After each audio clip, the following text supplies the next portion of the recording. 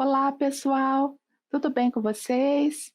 Para quem ainda não me conhece, meu nome é Fernanda Queiroga, sou especialista em direito administrativo e hoje vamos dar continuidade à nossa conversa sobre alhas. E por quê? Né?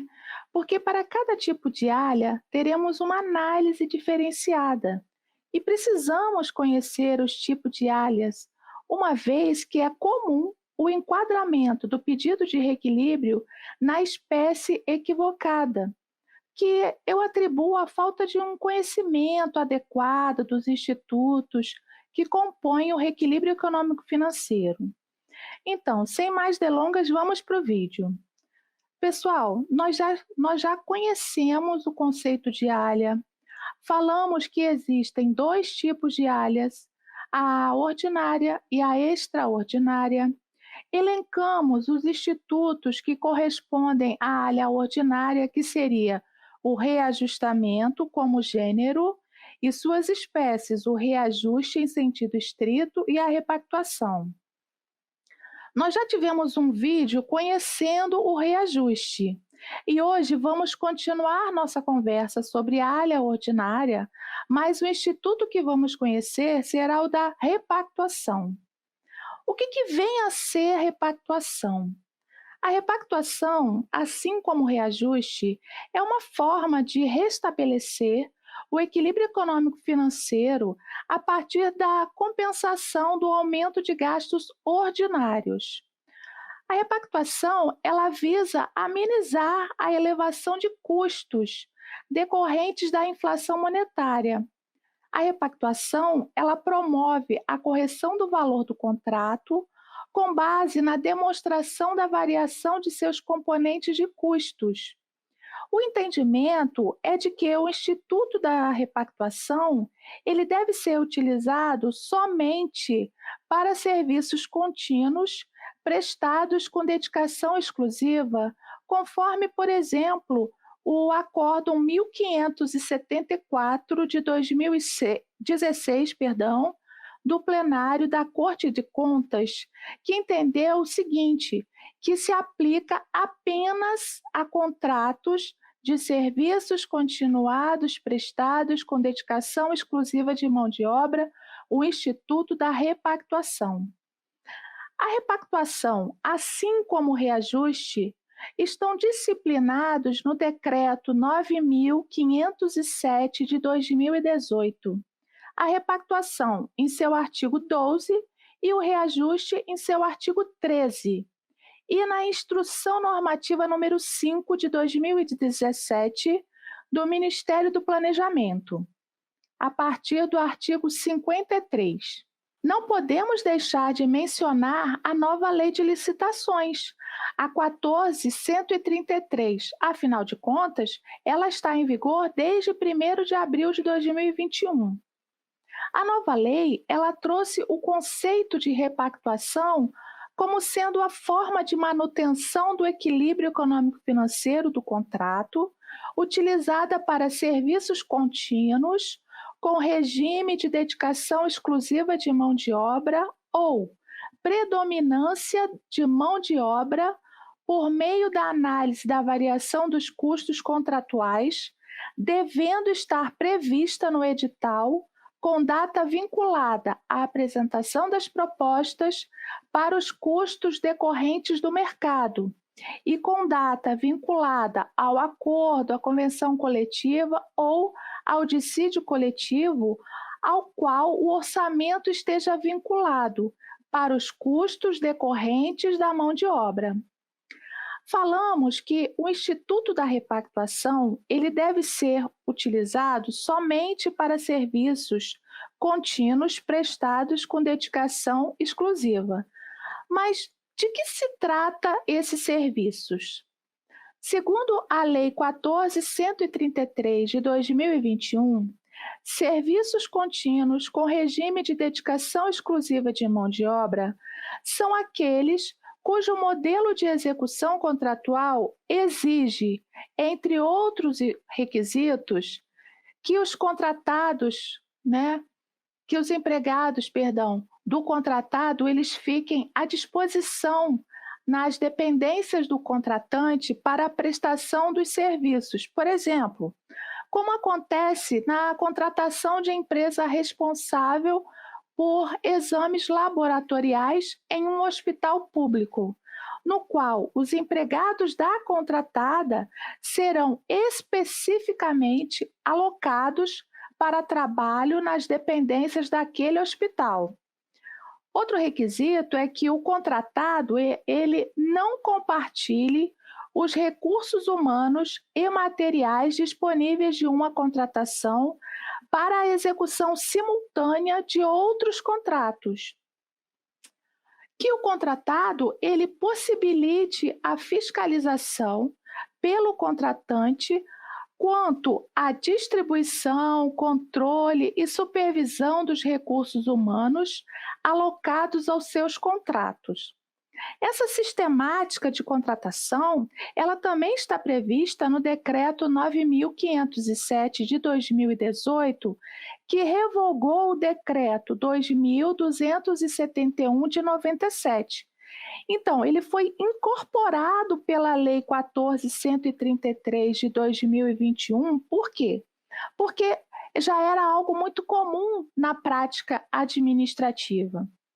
Interessante que a nova lei de licitações, ela trouxe uma série de itens a serem observados no que se refere ao cumprimento pela empresa contratada das suas obrigações trabalhistas e previdenciárias. Isso não foi de graça. A razão dessas cautelas, ela encontra fundamento, por que não dizer, né? No histórico de responsabilização subsidiária imputada à administração pública pela redação da súmula 331 do Tribunal Superior do Trabalho, que diz o seguinte: o inadimplemento das obrigações trabalhistas por parte do empregador implica a responsabilidade subsidiária do tomador de serviços quanto àquelas obrigações, desde que haja participação da relação processual e conste também do título executivo judicial. Os integrantes da administração pública direta e indireta respondem subsidiariamente nas mesmas condições, caso evidenciada a sua conduta culposa no cumprimento das obrigações da Lei 8.666, especialmente na fiscalização do cumprimento das obrigações contratuais e legais da prestadora de serviço como empregadora. A responsabilidade subsidiária do tomador de serviços abrange todas as verbas decorrentes da condenação relativas ao período da prestação laboral. Convém destacar que esse assunto ele já estava previsto no artigo 71, parágrafo 1º da Lei 8.666, tendo sido declarado constitucional pelo Supremo Tribunal Federal. Então, a Lei 14.133 de 2021, aderindo à jurisprudência trabalhista, ela estabeleceu em seu artigo 121, parágrafo 2º, que exclusivamente nas contratações de serviços contínuos, com regime de dedicação exclusiva de mão de obra, a administração responderá solidariamente pelos encargos previdenciários e subsidiariamente pelos encargos trabalhistas, se comprovada falha na fiscalização do cumprimento das obrigações do contratado. Significa dizer que o parágrafo 2º do artigo 121 da nova Lei de Licitações reconheceu formalmente, né, o que era da jurisprudência, reconheceu formalmente a responsabilidade subsidiária da administração por obrigações tributárias e solidária pelas obrigações previdenciárias, impostas originalmente ao empregador em virtude do seu relacionamento com os próprios empregados.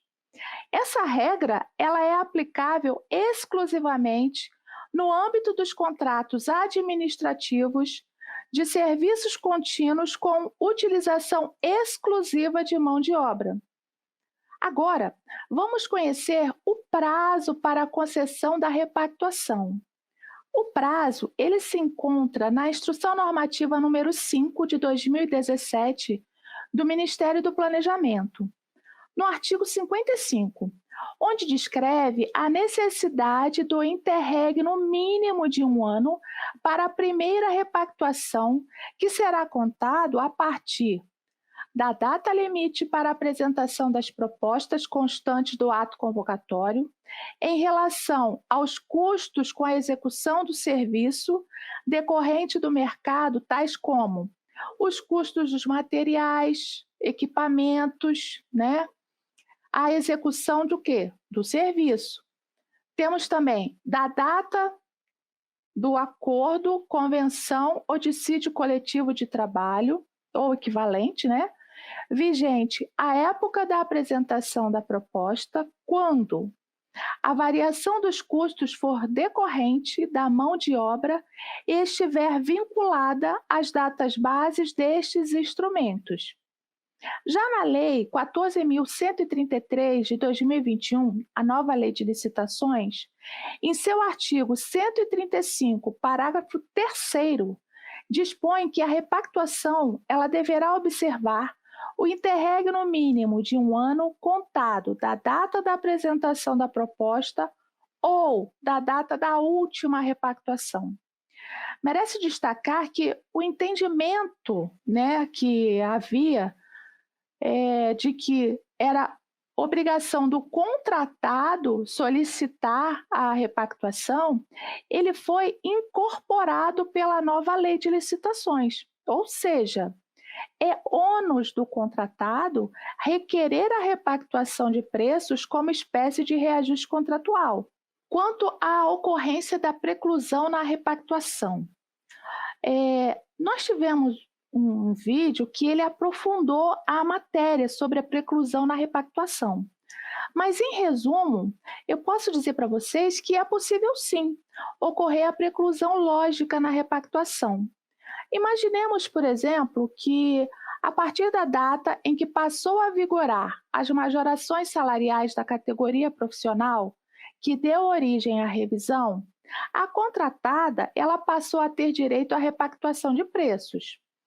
Acontece que, ao firmar o termo aditivo de prorrogação contratual sem suscitar os novos valores pactuados no acordo coletivo, ou seja, ratificando os preços até então acordados, a contratada deixou de exercer o seu direito à repactuação pretérita, dando ensejo a quê? A ocorrência da preclusão lógica, de acordo com o disposto no artigo 57, parágrafo 7º da Instrução Normativa número 5 de 2017, que diz o seguinte: as repactuações a que o contratado fizer jus e que não forem solicitadas durante a vigência do contrato, serão objeto de preclusão com a assinatura da prorrogação contratual ou com o encerramento do contrato. Observem que a preclusão lógica ela ocorreu porque o contratado ele deveria ter ratificado os preços acordados no acordo coletivo no momento do termo aditivo de prorrogação, porém quedou-se inerte, não podendo o quê? Praticar o ato. E como é formalizada a repactuação? Por aditivo ou por simples apostilamento?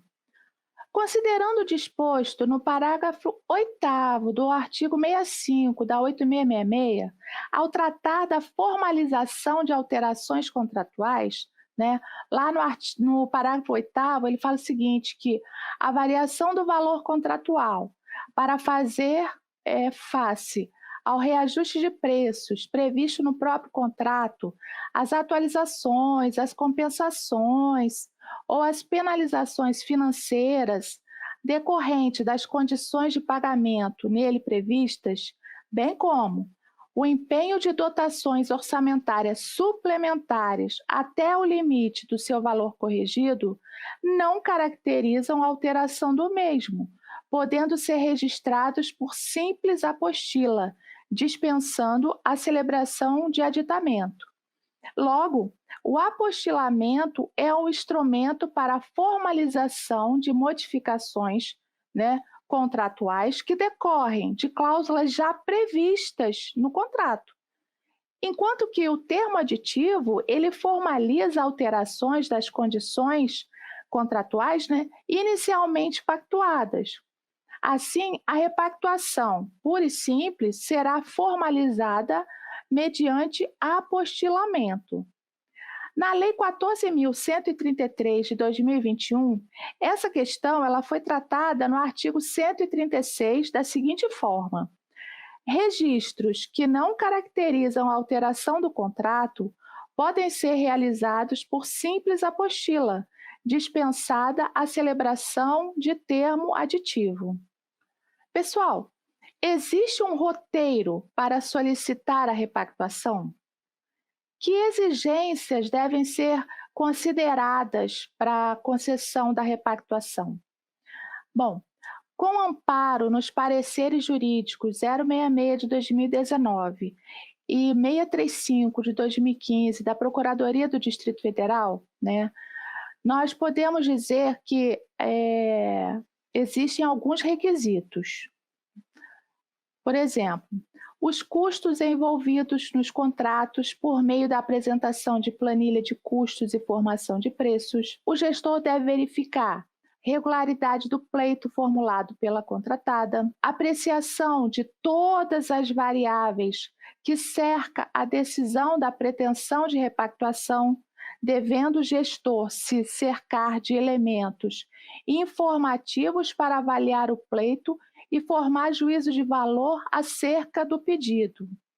Fazer uma ampla pesquisa de preços para que a administração ela verifique se está ainda diante da proposta mais vantajosa ao erário.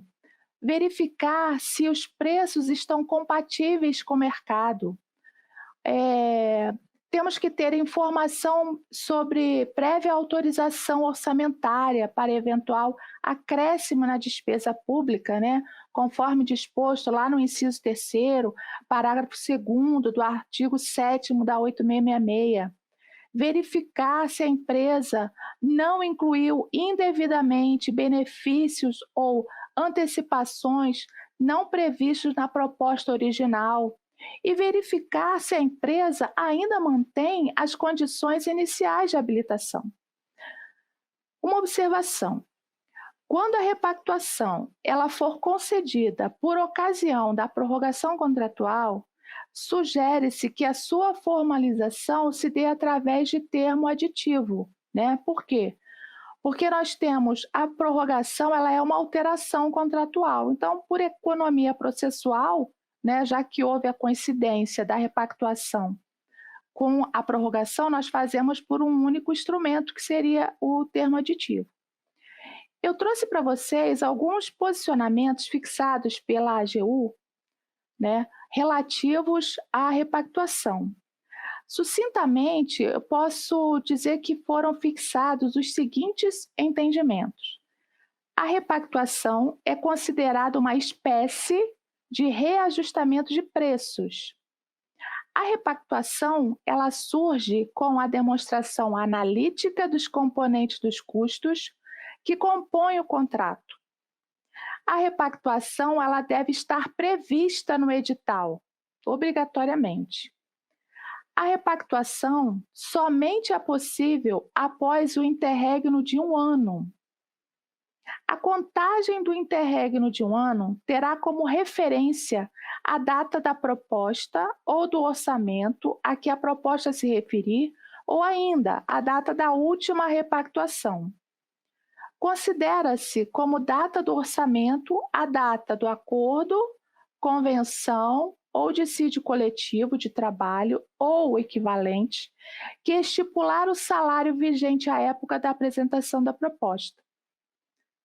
E mais, os efeitos financeiros decorrentes da repactuação, motivada em decorrência da majoração salarial, eles devem incidir a partir da data das respectivas majorações, podendo ser pleiteada após o interregno de 1 ano da data da homologação da convenção ou acordo coletivo que fixou o novo salário normativo da categoria profissional abrangida pelo contrato.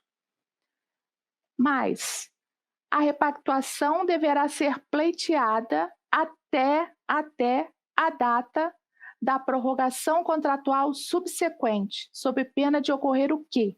A preclusão lógica de exercer esse direito. Só um adendo. Na Lei 14.133 de 2021, a contagem do prazo para sua concessão, ela será, a partir do interregno mínimo de 1 ano, contado de quê?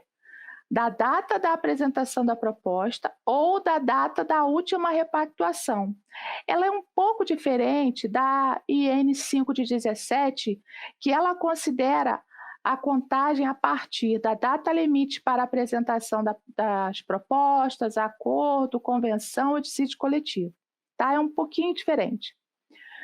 Pessoal, vamos conhecer agora algumas questões que geralmente geram muitas dúvidas. Vamos lá. Firmar contratos de serviços contínuos com prazo de 24 meses afetaria a periodicidade do reajuste ou da repactuação? Inicialmente, a Lei 8666 de 93, ela não define um prazo inicial de vigência para contrato de prestação de serviços continuados. E justamente em razão disso, compete ao administrador defini-lo, considerando os critérios de conveniência e oportunidade. Todavia, a definição do prazo inicial de vigência contratual em nada abala a contagem da periodicidade, periodicidade anual para o reajuste do valor contratado. E por quê? Porque o reajuste de preços dos contratos, ele foi regulamentado pela Lei 10.192 de 2001, o qual prevê o seguinte: é nula de pleno direito qualquer estipulação de reajuste ou correção monetária de periodicidade inferior a 1 ano. Então, sobre o reajuste, a norma de regência qual é? É a Lei 10.192 de 2001. Esse normativo, ele tem um condão de preservar o quê? A intangibilidade da equação econômica financeira a partir da sua formação. Sobre o assunto, temos o Acórdão 474 de 2005 do plenário da Corte de Contas, que diz o seguinte: a interpretação sistemática do inciso 21 do artigo 37 da Constituição Federal, do artigo 3º, parágrafo 1º da Lei 10.192 e do artigo 40, inciso 11 da Lei 8666, indica que o marco inicial a partir do qual se computa o período de 1 ano para a aplicação de índice de reajustamento previstos em edital é a data da apresentação da proposta ou a do orçamento a que a proposta se referir, de acordo com o previsto no edital. Assim sendo, ainda que o prazo inicial definido para a vigência do contrato de prestação de serviços continuados seja de 24 meses, essa condição em nada afeta a contagem da periodicidade anual para o reajuste do valor contratado. Como nós vimos, ele é disciplinado pela Lei 10.192 de 2001. E nesse caso, a depender da espécie de reajuste contratual a ser aplicada, reajuste em sentido estrito, com a previsão de índices específicos ou setoriais, ou por repactuação, pela demonstração analítica da variação dos componentes dos custos, a contagem da periodicidade anual, ela poderá observar as condições fixadas aonde? Na Instrução Normativa número 5 de 2017, que lá no artigo 54 vai falar assim: a repactuação de preços como espécie de reajuste contratual deverá ser utilizada nas contratações de serviços continuados com dedicação exclusiva de mão de obra, desde que, né, seja observado que o interregno mínimo de 1 ano das datas dos orçamentos aos quais a proposta se referir. E vai mais além. Ele fala assim: a repactuação poderá ser dividida em tantas parcelas quanto forem necessárias, em respeito ao princípio do quê? Da anualidade do reajuste de preços da contratação, podendo ser realizada em momentos distintos para discutir a variação de custos que tenham sua anualidade resultante em datas diferenciadas, tais como custos decorrentes da mão de obra e custos decorrentes dos insumos necessários à execução do serviço. Logo, a formalização de contratos de serviços contínuos com prazo de 24 meses não afeta a periodicidade do reajuste ou da repactuação, que se submetem a que lei? A Lei 10.192 de 2001, e podem observar as condições fixadas lá na Instrução Normativa número 5 de 2017. Outro ponto que gerava muita dúvida e que foi sanada pela nova Lei de Licitações, a 14.133, é a distinção, né, entre os institutos do reajuste e o reajuste em sentido estrito e da repactuação. Sempre misturavam um com o outro. Então vamos lá. O reajuste em sentido estrito é uma cláusula. Oi. Então, gente, live é assim mesmo, dá problema, né? Então vamos voltar um pouquinho. Aqui eu estava falando o quê? Eu estava falando que havia uma mistura dos institutos, né, da área ordinária, o pessoal misturava reajuste em sentido estrito com repactuação. Então vamos traçar essa diferença que a Lei 14.133 ela sanou. Ela disse: olha, reajuste em sentido estrito é isso e repactuação é aquilo, e ponto. Então vamos lá. Ela falou o seguinte: o reajuste em sentido estrito é uma cláusula essencial do contrato que visa a recomposição dos preços em função de uma nova realidade econômica, sobretudo diante do processo inflacionário, não havendo nenhuma majoração real do preço. Por sua vez, a repactuação, conforme entendimento majoritário, é uma espécie do gênero reajustamento, também destinada a recompor as perdas inflacionárias que ocorreram no período de 12 meses, mas com a diferença de que aqui deve ser feita pelo contratado o quê? Uma demonstração analítica da variação dos componentes dos custos do contrato devidamente justificada.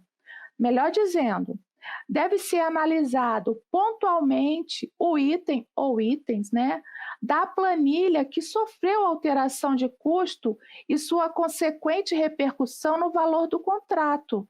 É diferente do reajuste, que adota um índice específico ou setorial. Desse modo, o reajustamento do contrato é um gênero que pode se dar por meio de reajuste em sentido estrito ou de repactuação, sendo ambas formas de quê? De recomposição do equilíbrio econômico-financeiro do contrato da área o quê? Ordinária. E, como é de praxe, vamos conhecer o olhar do judiciário sobre o assunto de hoje, que é a repactuação. Uma empresa objetivou a repactuação de um contrato administrativo celebrado com um ente público, referente o quê? À prestação de serviço de vigilância patrimonial, alegando que ela tinha direito ao reajuste salarial decorrente da Convenção Coletiva de Trabalho. A empresa, ela destacou o seguinte: eu venci a licitação, celebrei o contrato com o município ela sustentou que, em razão desse reajuste salarial que ocorreu, né, por força da convenção coletiva de trabalho, ela teria direito à repactuação contratual.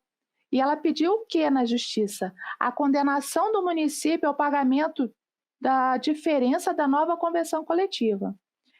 Por quê? Qual foi o fundamento?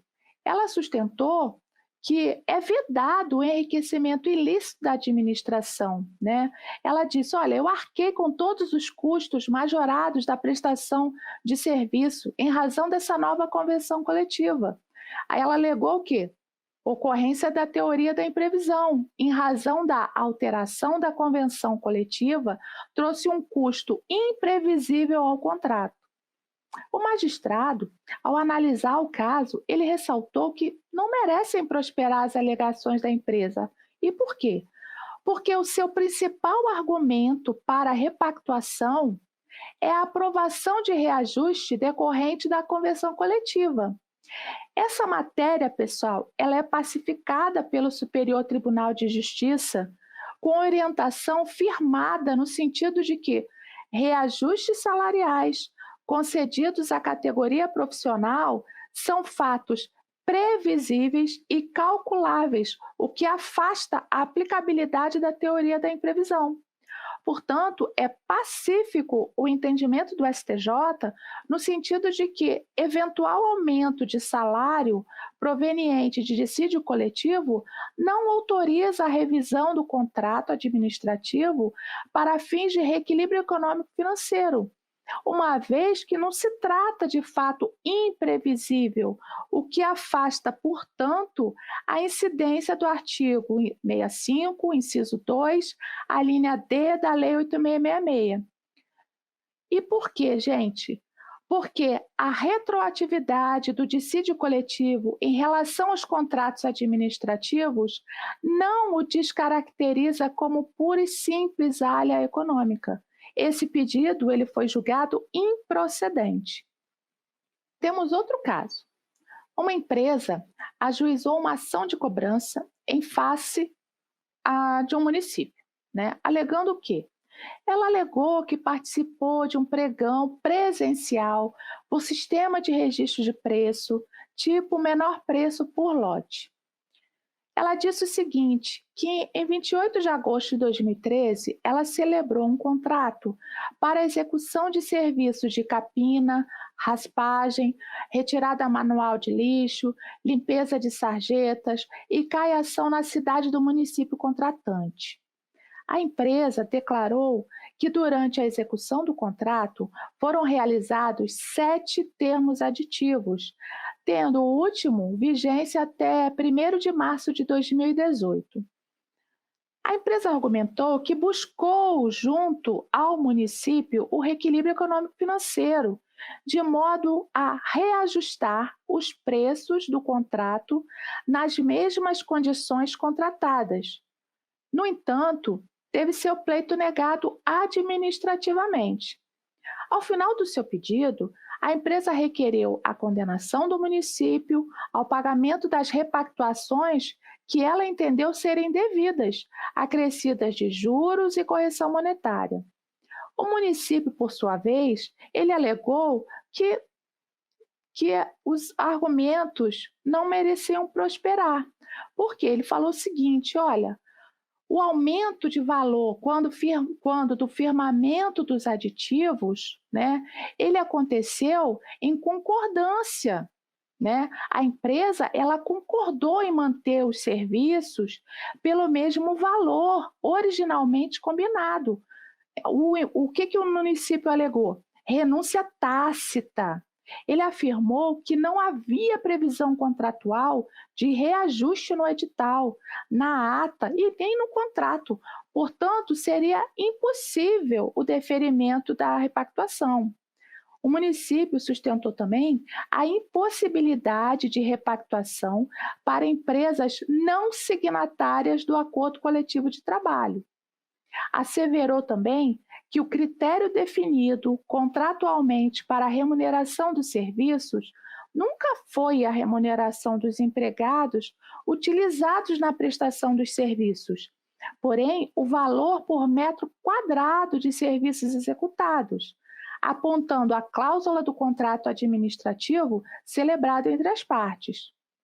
O município aduziu ainda que a empresa não produziu qualquer prova que conduzisse ao valor proposto, bem como não informou o critério adotado para a fixação do número de empregados utilizados nos serviços prestados, não demonstrando também o impacto do acordo coletivo de trabalho nos custos da empresa, em relação ao quê? Aos serviços prestados.